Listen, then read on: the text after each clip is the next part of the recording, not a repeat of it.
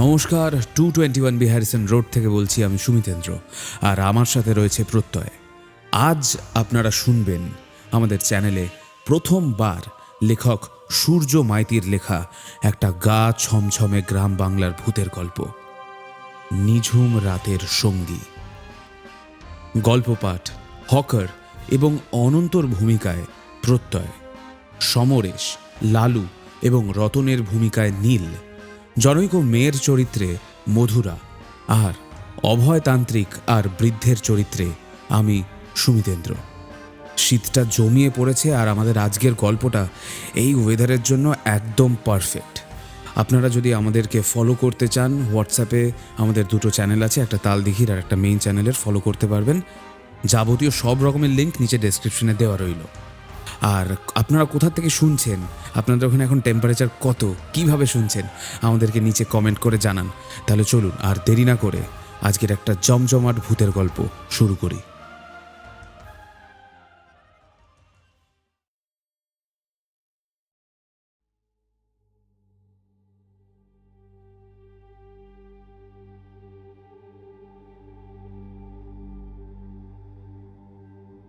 একটানা এই একঘেয়ে চাকরি করতে আমার একদমই ভালো লাগে না। আর ঠিক এই কারণে এই শুকনো রসকসহীন চাকরি বাকরিতে আমার কোনোদিনই মন ছিল না। শুধু প্রতিদিন অফিস যাও আর আসো, আবার নিজের হাতে হাত পুড়িয়ে রান্না করে খাও। এই একঘেয়েমি জীবন কে চায় বলুন তো? আপনারা কি চান তা আমি জানি না, তবে আমার একদম পোষায় না। নেহাত চাকরি বাকরি একটা না করলে পেট চলে না, তাই এটাকে ধরে রাখা, নইলে কবেই ছেড়ে ছুড়ে চলে যেতাম। ছেলেবেলায় অবশ্য এমন একটা ইচ্ছে ছিল যে আমি বাউল হব। বাউল না হতে পারি, অন্ততপক্ষে ভবঘুরে হব। কিন্তু পরে বুঝলুম জীবন অতটা সহজ সরল নয়। ও, আমার পরিচয়টাই তো আপনাদের দেওয়া হয়নি। আমি যে কি না, তখন থেকে একা একাই বকে যাচ্ছি। আমি সুরেশ, মানে সুরেশ চক্রবর্তী। এই বছর দেড়েক হলো একটি সরকারি স্কুলে বাংলার শিক্ষক হিসেবে নিযুক্ত হয়েছি। ছোটবেলা থেকে আমি একটু চঞ্চল প্রকৃতির। একটানা একটা কাজ করতে আমার একদমই ভালো লাগতো না, তাই মাঝে মাঝেই বেরিয়ে পড়তে ইচ্ছে হয়। কলকাতার ধুলো দূষণ আর এই চার দেওয়াল আমার একদমই ভালো লাগে না, কিন্তু কোথায় যাওয়া যায় সেই নিয়ে চিন্তায় ছিল। সেই সমস্যার সমাধান করে দিলে আমার স্কুলের বন্ধু সমরেশ। হ্যাঁ, নামের মিলটা আমাদের কিছুটা আছে, শুধু নাম কেন, মনের মিলও আমাদের ভালোই ছিল। কিন্তু ওই যে সময় সব কিছুই ছাড়িয়ে দেয়। ঠিক সেভাবেই স্কুল জীবন শেষ হওয়ার পর সব বন্ধুরাই আমরা আলাদা হয়ে গেলুম। সমরেশ চলে গেল ইঞ্জিনিয়ারিং, আমি গ্র্যাজুয়েশন, আর বাকিরা সবাই যে যার ডাক্তারি এবং অন্যান্য পেশায় চলে গেল। এত বছর আমাদের কোনো রকম কোনো যোগাযোগ ছিল না। হঠাৎ 2-3 মাস আগে ফেসবুকে স্ক্রল করতে করতে সমরেশকে পেয়ে যাই, সাথে সাথেই রিকোয়েস্ট পাঠাই, আর তারপর যা হয় আর কি। 1 সপ্তাহ আগে অফারটা ওই দিয়েছিল। আরে শোন না, বলছি কতদিন হলো বলতো দেখা টাকা হয়নি বন্ধুদের। আড্ডা দিইনি একসাথে, কতদিন হয়ে গেল। হ্যাঁ রে ভাই, ঠিকই বলেছিস। তোর আমারও আর এই চার দেওয়াল ভালো লাগছে না। চল কোথাও একটা বেরিয়ে পড়ি। তো কে বারণ করেছে, চলে আয় না। আচ্ছা, কোথায় যাব? কোথায় আবার, গ্রামে আমাদের। তুই কি এখন গ্রামে আছিস নাকি? আবার কি, আমারও সব চাকরি বাকরি চাকরগিরি একদম পছন্দ নয়, জানিস তো। তাই পড়াশোনা শেষ করে গ্রামে একটা নিজের ব্যবসা শুরু করেছি। ঠিক আছে, তোর কথাটা আমার মাথায় থাকলো। দেখছি একদিন সময় করে বেরিয়ে পড়ব। আচ্ছা, তোর গ্রামটা যেন কোথায়? হাওড়া থেকে মেদিনীপুরের যে কোনো একটা ট্রেনে উঠে পড়বি, তারপর মেদিনীপুর স্টেশনের ঠিক আগের স্টেশন গোকুলপুরে নেমে পড়বি, ব্যাস। আর তারপর তো আমি আছি, আমাকে টুক করে একটা ফোন করে নিবি, আমি সোজা পৌঁছে যাব। আচ্ছা আচ্ছা, ঠিক আছে। সেই কথা মতোই স্কুলে সপ্তাহখানেকের ছুটি নিয়েছি। কাল শনিবারেই বেরিয়ে পড়ব ভাবছি সমরেশের গ্রামের উদ্দেশ্যে। এই দেখুন, আপনাদের সঙ্গে কথা বলতে বলতে আমার ব্যাগপত্র প্রায় গোছানো কমপ্লিট।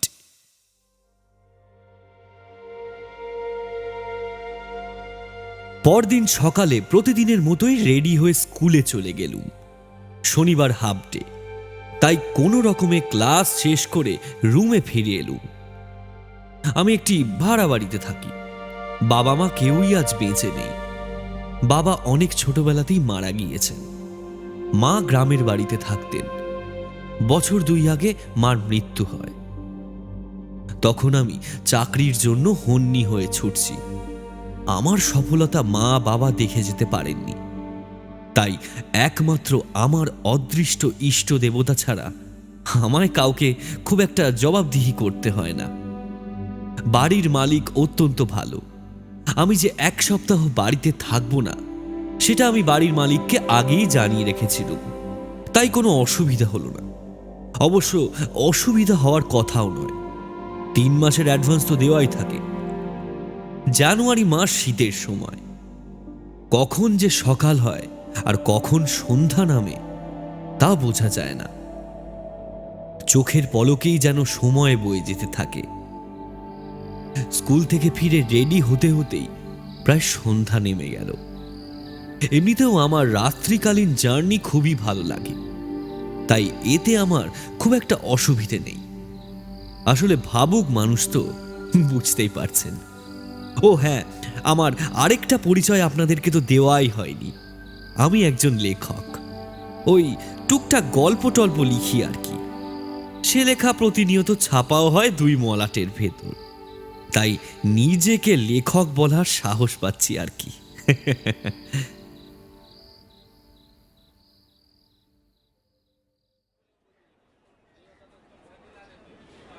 উত্তর কলকাতা থেকে শিয়ালদা হয়ে হাওড়া স্টেশনে পৌঁছতে আরও ঘন্টা 2 সময় লেগে গেল। স্টেশনে এসে হাওড়া মেদিনীপুর লোকাল ট্রেনের টিকিট কেটে যখন ট্রেনের জন্য অপেক্ষা করছি, তখন ঘড়িতে দেখলুম 8টা বেজে গিয়েছে। রাস্তায় শুধু জ্যাম আর জ্যাম, কতখানি লেট করিয়ে দিল।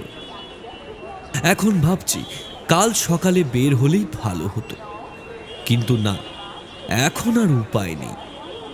সেই উত্তর কলকাতা থেকে হেঁটে গাড়ি পাল্টে টাকা পয়সা খরচ করে এত দূরে এলুম। এখন আর ফিরে যাওয়াও সম্ভব নয়। ট্রেনের জন্য অপেক্ষা করতে করতে আরো আধ ঘন্টা পেরিয়ে গেল, তবু ট্রেনের দেখা নেই। তারপর শুনলুম 8:15 ট্রেনটা নাকি ক্যান্সেল হয়েছে। আজ 8:30 ট্রেনটা হেলতে দুলতে এসে পৌঁছলো 8:45। ট্রেন আসতেই জানালার ধারে কোণের একটা সিট বেছে নিয়ে বসে পড়লুম। শীত গ্রীষ্ম বর্ষা যাই হোক না কেন, জানালার কোণের ওই হেলান দেওয়ার জায়গাটা না হলে আমার ঠিক পোষায় না। হ্যাঁ, ট্রেনে ভিড় থাকলে অবশ্য দাদা একটু চেপে বসুন, দাদা একটু চেপে বসুন করে একেবারে চেপে দেবে, কিন্তু তবুও আমার ওই কোণের সিটটাই চাই। অবশেষে আমার ধৈর্যশীল অপেক্ষার অবসান ঘটিয়ে ট্রেনটা যখন ছাড়ল, তখন ঘড়িতে পুরোপুরি রাত 9টা বেজে গিয়েছে। ট্রেনটা একেবারে ভিড়ে থিক থিক করছে। অবশ্য হওয়াটাই স্বাভাবিক, এতক্ষণ পরে ট্রেন এলো, ভিড় তো হবেই। ও দাদা, একটু চেপে বসুন না। একজন বছর 25-26-এর মেয়ে বলে উঠলেন আমাকে উদ্দেশ্য করে। মনে মনে খুব বিরক্ত হলো। ট্রেনে তো আলাদা করে লেডিস কামরায় রাখা আছে, তবুও যে এরা জেনারেলে কেন ওঠে কে জানে। তোর কিন্তু মুখে সেসব কিছুই প্রকাশ করলুম না। যতই হোক লেডিস ফার্স্ট, তাই সৌজন্যর খাতিরে চলতি ভাষা যাকে বলে ওই একটু চেপে বসলুম। এদিকে দেখলুম চেপে বসতে গিয়ে পুরোটাই চেপে গেছি। 3 জনের সিটে মূলত 4 জন বসে, তার পরিবর্তে 5 জন এসে ঠেসে বসেছে। ট্রেনের বাইরে থেকে পৌষের হাড় কাঁপানো শীতের হাওয়া প্রবেশ করছে ঠিকই, কিন্তু তা কারোর গায়েই লাগছে না। একচুল জায়গাও ফাঁকা নেই। পৌষের শীতেও এই ভিড়ভাট্টায় ভ্যাপসানো গরমে ঘেমে উঠেছিল। ভেবেছিলুম ট্রেনে যেতে যেতে একটা গল্পের বইটই মুখের সামনে ধরে বসা যাবে, আর না হয় ট্রেনের সিটের কোণায় মাথা ঠেকিয়ে টানা একটা ঘুম।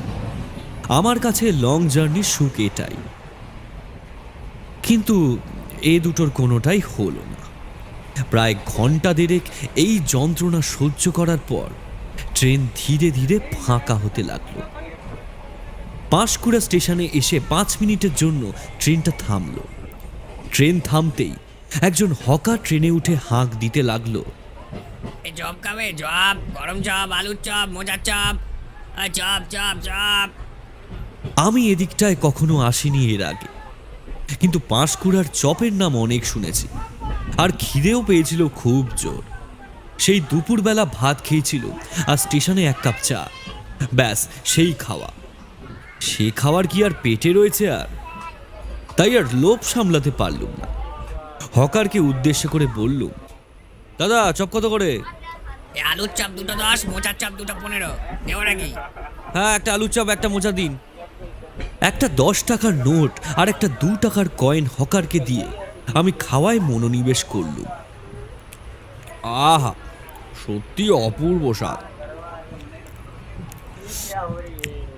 আমার কাছে হয়তো একটু বেশি মনে হলো, কারণ আমি এমনিতে তেলে ভাজার পোকা। হুইসেল বাজিয়ে ট্রেনটা ছেড়ে দিল।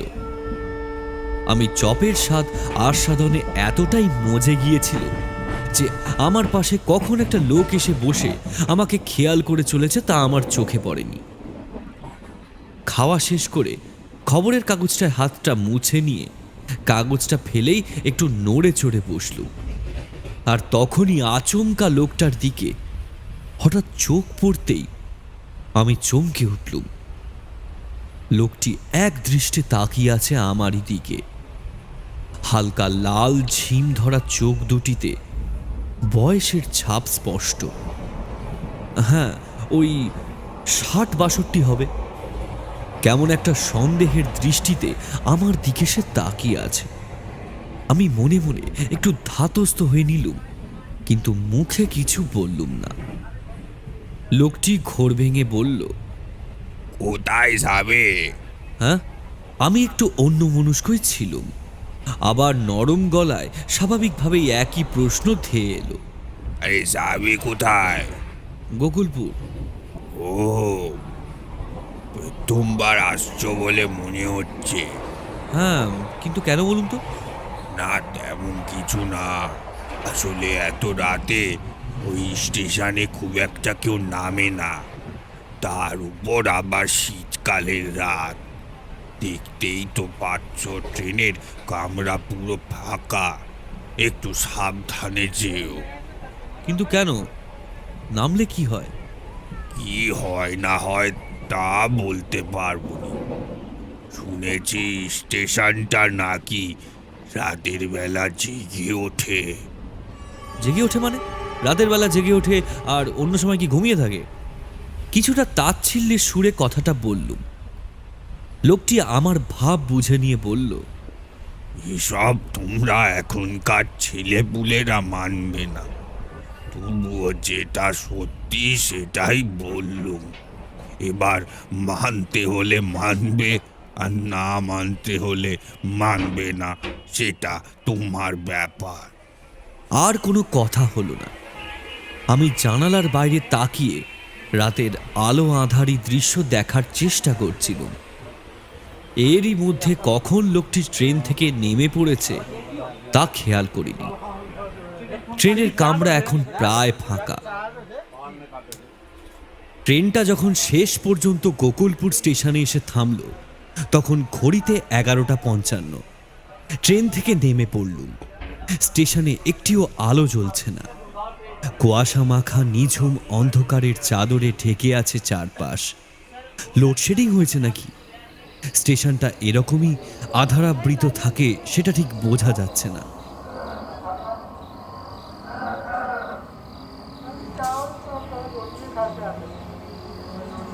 রাতের শেষ ট্রেনটা আবার নিজের পথে হারিয়ে গেল।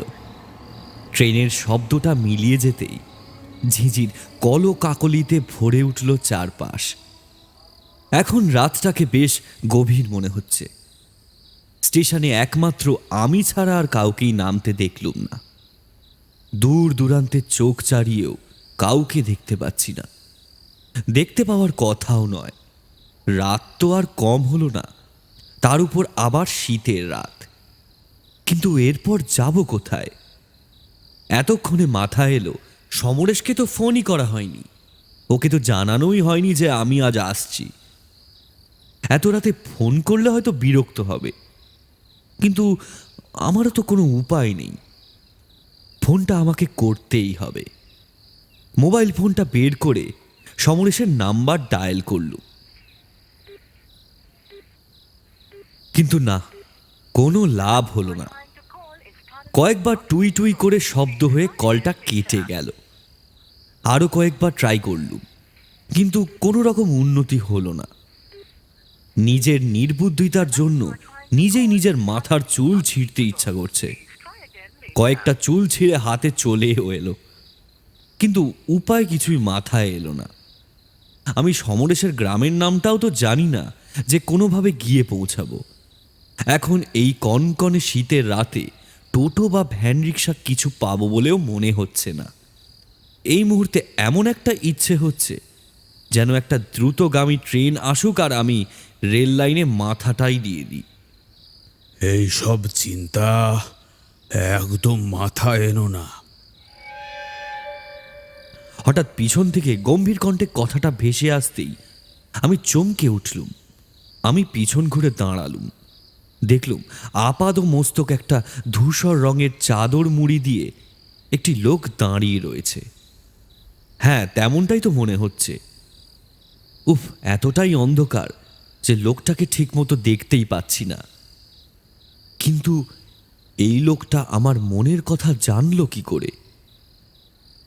কেমন একটা ঝিম ধরা গলায় লোকটি আবার বলল, তুমি যাবে কোথায় এত রাতে? যাব মানে সে কি, কোথায় যাবে তাও জানো না? না, আসলে আমার বন্ধুর বাড়ি যাব। তোমার বন্ধুর বাড়ি কোথায়? না, মানে সেটা ঠিক জানি না, বুঝলেন।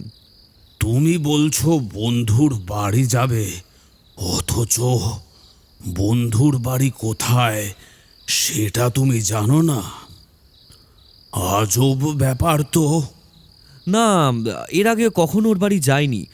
আমার বন্ধু বলেছিল গোকুলপুর স্টেশনে এসে ওকে ফোন করতে, কিন্তু আমার আসতে যে এতটা রাত হয়ে যাবে আমি নিজেও বুঝিনি। আর এখন আমার বন্ধুকে ফোনেও পাচ্ছি না। ও, আর ওই কারণেই বুঝি রেল লাইনে মাথা দেওয়ার কথা ভাবছিলে? না, মানে আপনি কি করে জানলেন? আমি তো মনে মনে সব কিছু না, এক্ষুনি বৃষ্টি আসবে। তুমি আর এখানে দাঁড়িয়ে না থেকে বরং আমার সঙ্গে এসো। বৃষ্টি আসবে মানে? এই পৌষের শীতে বৃষ্টি আসবে? আমার কথা বিশ্বাস হলো না তো? আকাশের দিকে একবার ভালো করে তাকিয়ে দেখো, তাহলেই বুঝতে পারবে।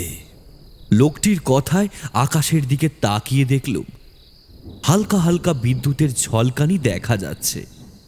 বৃষ্টি আসলেও আসতে পারে। কি এবার বিশ্বাস হলো তো? এখানে এখন দাঁড়িয়ে থেকে কোনো লাভও নেই।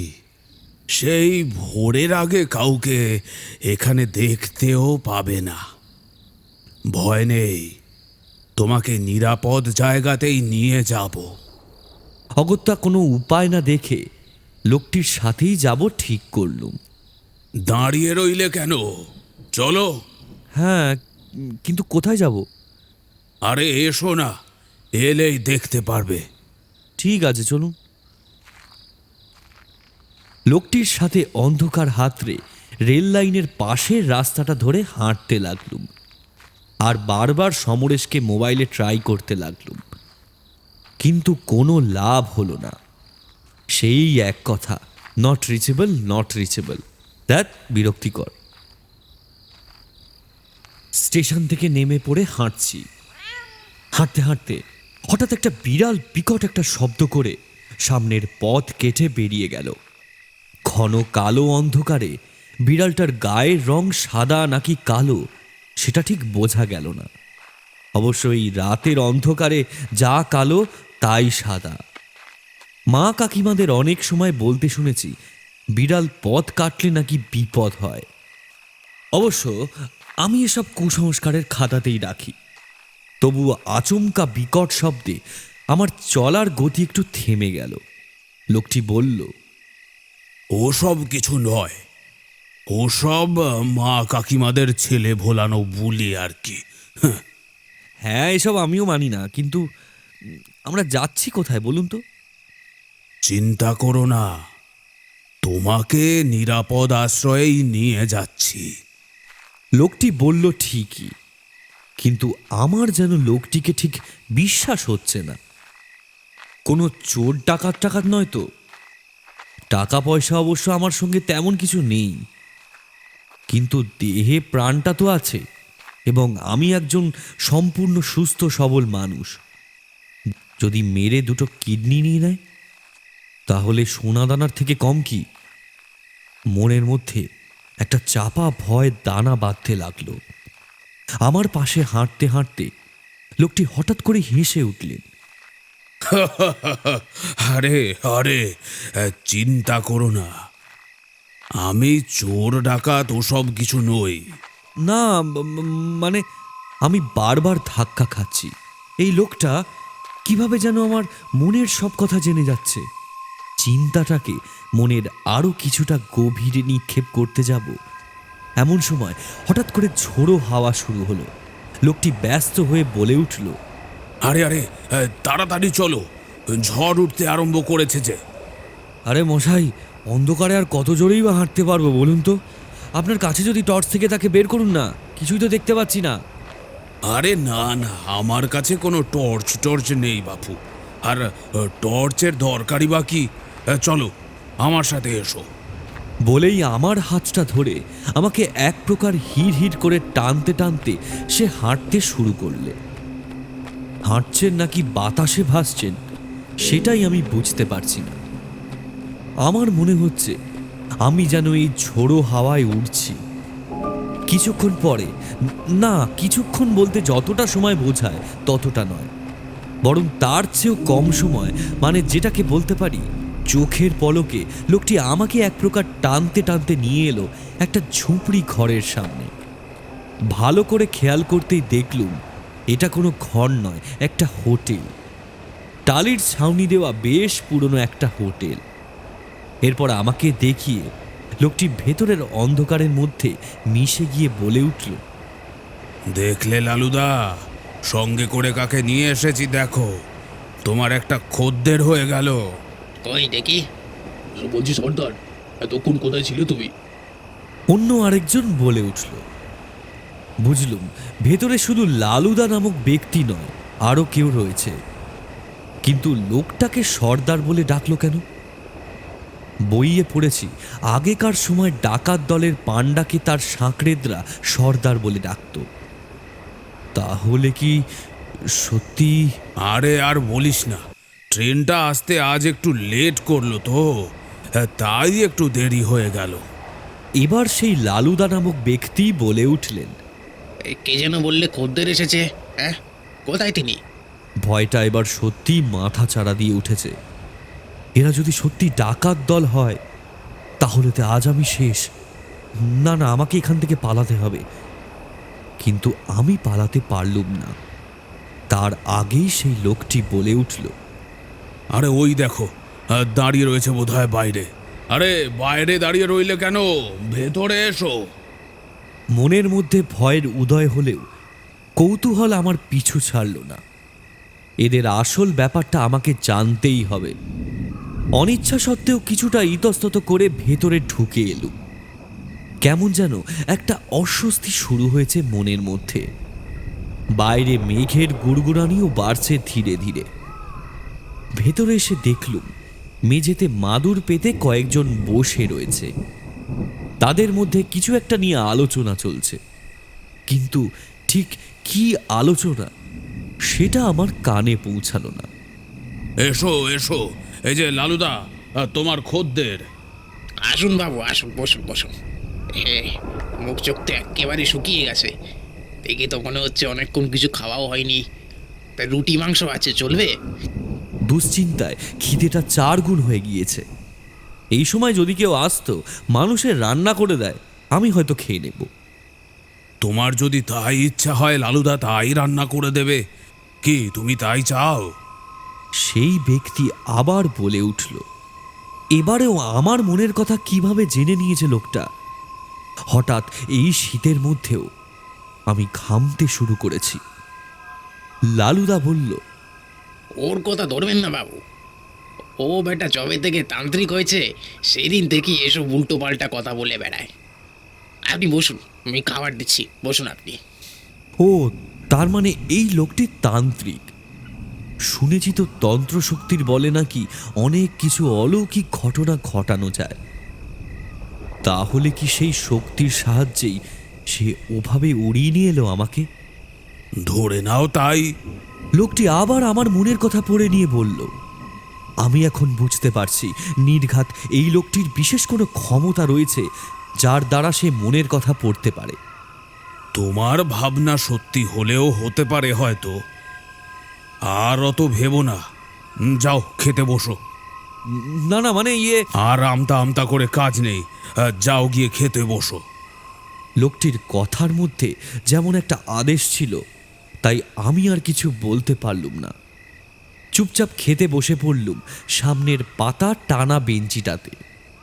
লালুদা আমার সামনে খাবারের থালা রেখে বলল, খেয়ে নিন বাবু, খেয়ে নিন, রুটি মাংস আর আচার, আর পরে যদি আবার লাগে বলবেন। কিছুক্ষণ আগেই যেই খিদে মাথাচাড়া দিয়ে উঠেছিল, এখন খাবার সামনে পেয়েও সেই খিদেটা যেন ধীরে ধীরে মরে যাচ্ছে। খাওয়ার ইচ্ছেটাই যেন আর নেই। নিচে বসে থাকা লোকগুলোর মধ্যে একজন বলে উঠল, ওয়েদা, উনি তো তখন থেকেই চুপচাপ বসে আছেন, খাচ্ছেন তো না। তা আপনার নাম কি? আমার নাম সুরেশ। এতক্ষণ আমি লোকটির নাম জানতে পারলুম, আর ওরাও আমার নাম জানতে পারল। যাক, লোকটাকে সবাই সর্দার বলে ডাকছে না, কেউ কেউ নাম ধরেও ডাকছে। তার মানে এরা চোর ডাকাত নয়। সেই ব্যক্তি আবার হেসে উঠে বলল, আরে না না, আমরা চোর ডাকাত নই। তোমার পেট কেটে নাড়ি ভুড়ি বের করে নেব না। আর নাও নাও, খেয়ে নাও দেখি, তারপর অনেক কথা আছে। আমি অনিচ্ছা সত্ত্বেও খেতে শুরু করলুম। খাবারটা খেতে কিন্তু খুব একটা খারাপ লাগছে না। অনেকক্ষণ খিদে পেটে থাকলে খিদে মরে যায় ঠিকই, কিন্তু এই মুহূর্তে আমি এই খাবারের স্বাদ কিছুতেই ভুলতে পারছি না। মনে হচ্ছে এমন খাবার আমি এর আগে কখনো খাইনি। আমি এক প্রকার গোগ্রাসে খেতে লাগলুম।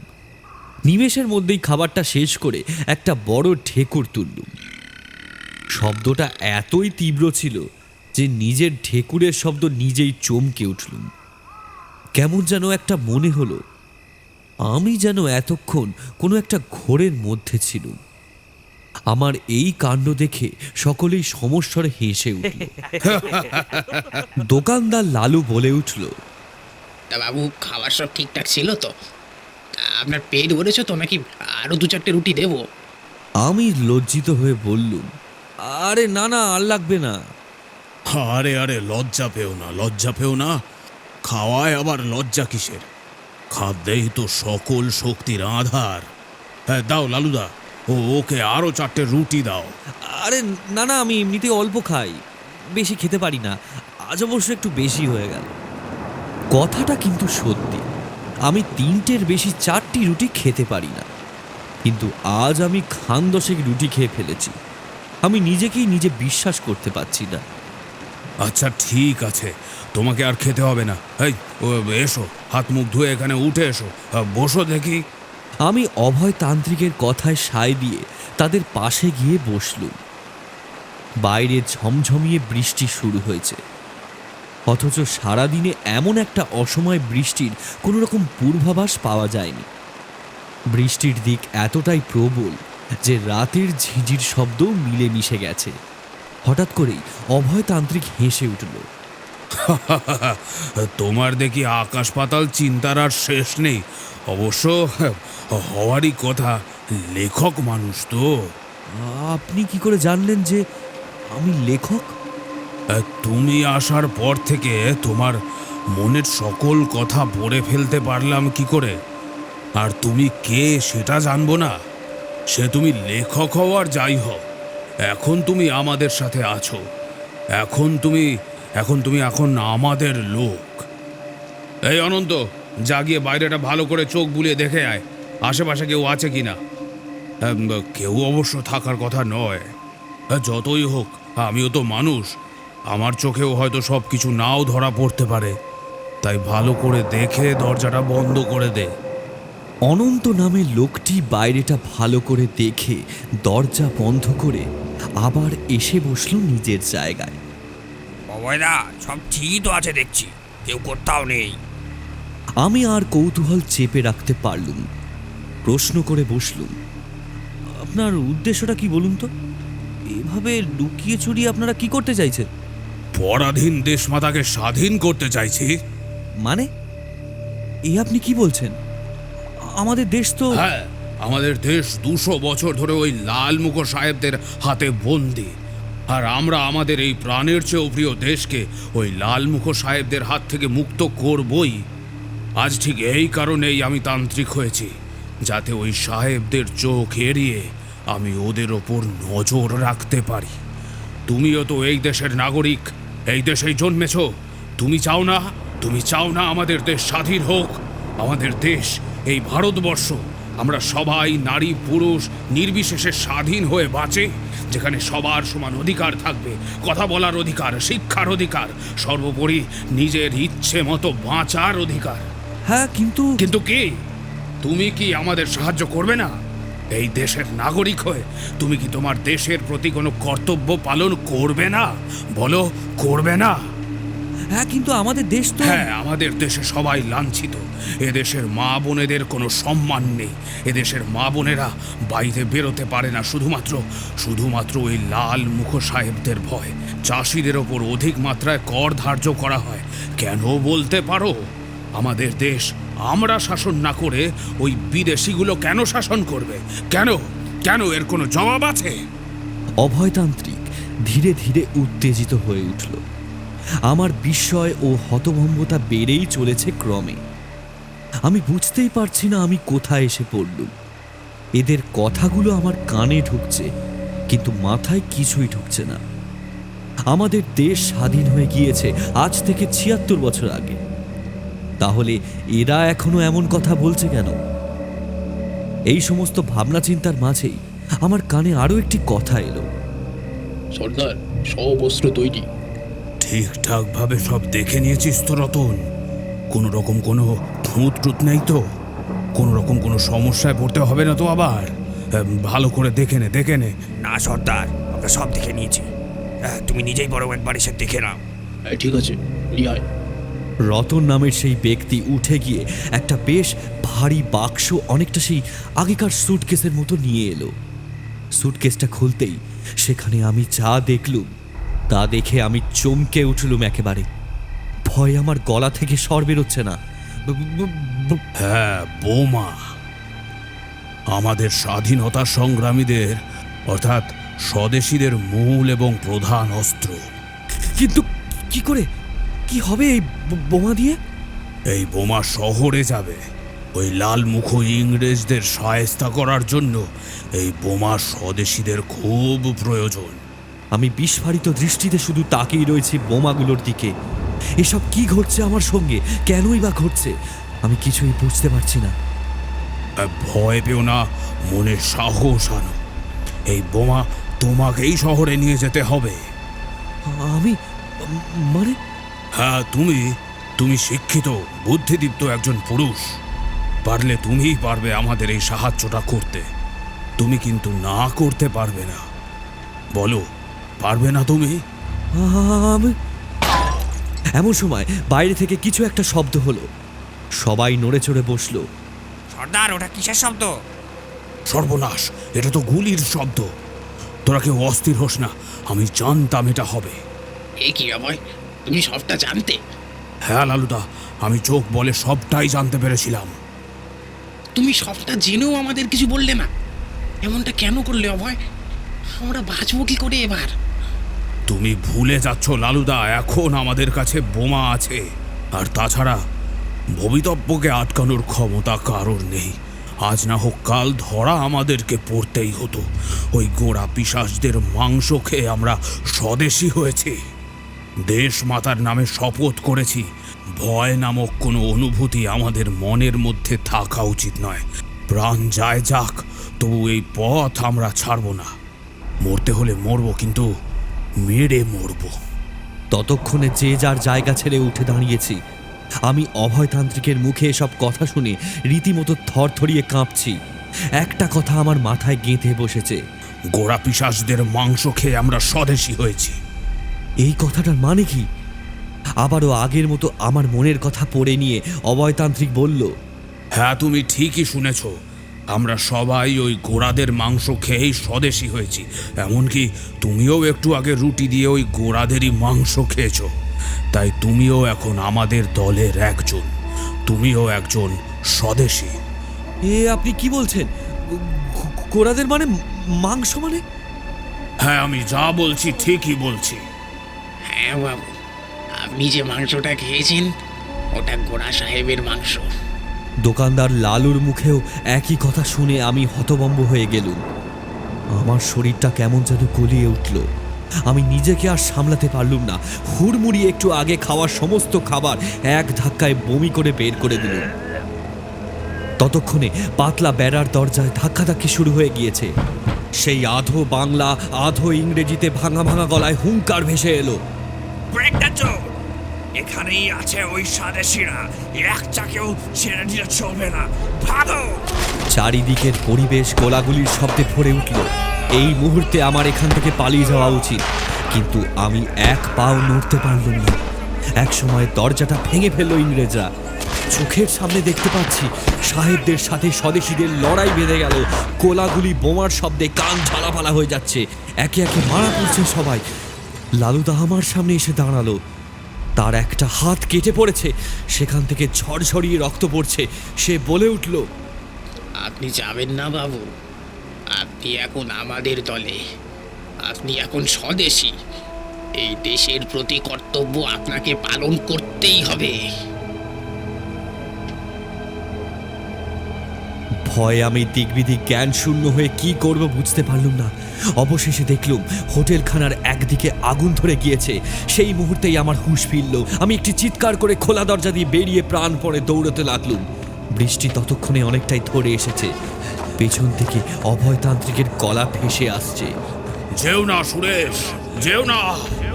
এই দেশের প্রতি তোমার কর্তব্য ফেলে রেখে তুমি কোথাও আমি আর যেতে পারো দাঁড়ালুম না।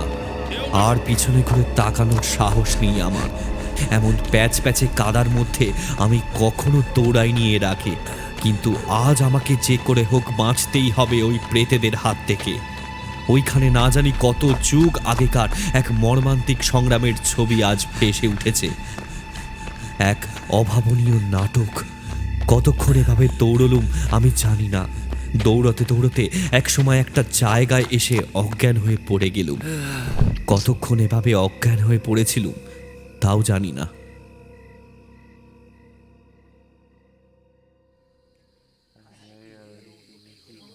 যখন আমার জ্ঞান ফিরল তখন দেখলুম সমরেশ আমার মাথার সামনে বসে রয়েছে আর আমার নাম ধরে ডাকছে।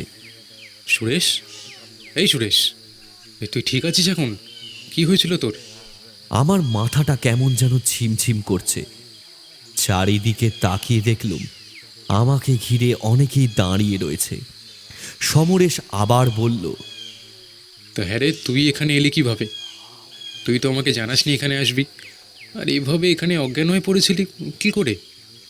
আমি অতি কষ্টে বলতে চেষ্টা করলুম,